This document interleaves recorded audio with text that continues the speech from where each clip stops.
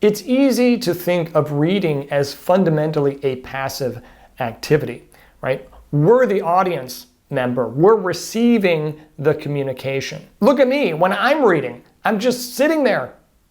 What a chump. But that perception completely misinterprets what the act of reading entails. Good readers' minds are far more active than their bodies appear.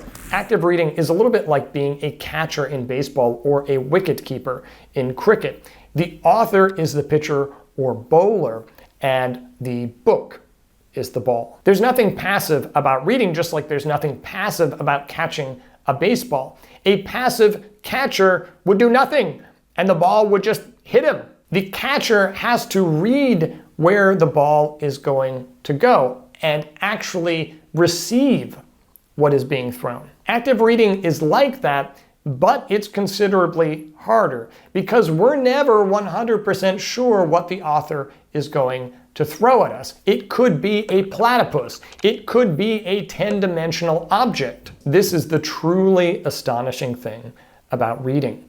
Through the act of reading, we get to capture something that we didn't know existed and maybe couldn't have even conceived of before reading. And to that end, we're very concerned with the meanings that the author is trying to convey. If we already knew what the author was going to throw at us, there wouldn't be much of a point to reading in the first place, or at least it wouldn't be the kind of situation where we are reading to learn something.